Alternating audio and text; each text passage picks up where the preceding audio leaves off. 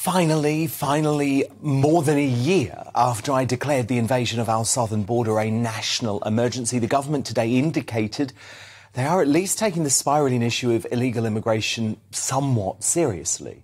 So with a mix of solid new policies, a strengthening of rhetoric and, yes, a bit of fluff, our globalist Prime Minister Rishi Sunak attempted to prove to his sceptical party, Brexiteers and furious 2019 Tory Red Wall voters that he actually believes in controlling our borders with this 5-step plan.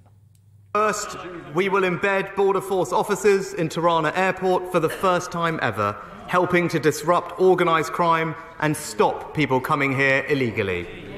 Second, we will issue new guidance for our caseworkers to make it crystal clear that Albania is a safe country. Third, one of the reasons we struggle to remove people is because they unfairly exploit our modern slavery system. So we will significantly raise the threshold someone has to meet to be considered a modern slave.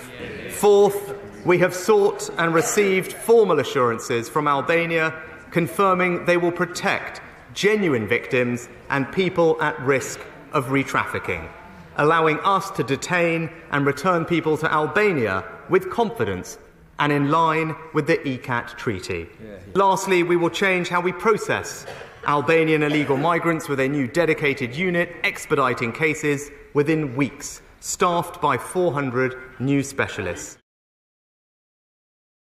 That is obvious. Much of it should have been done long before now, and much of it again relies on bad actors who are part of the problem, like the Albanian government, to solve this problem for us. But I will praise Sunak's political nous for realising this issue isn't going away, and the urgent need to stop wasting £7 million a day on posh hotels for illegal economic migrants is at the top of most folks' political agenda.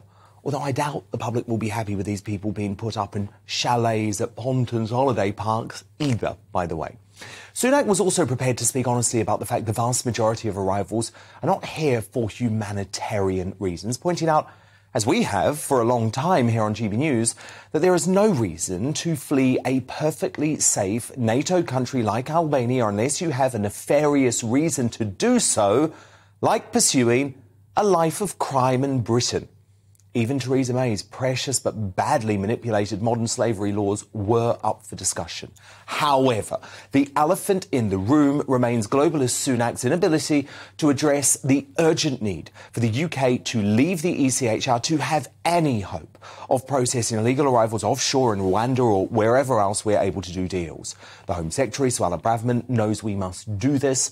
So do sensible Tory MPs like William Cash and Simon Clarke, who challenged the PM today, only to see a typically wet response. Right, honourable friend, accept that the legislation that he's announced is overdue. Secondly, that it needs to be expressly to distinguish between economic and illegal migrants on the one hand and genuine refugees on the other.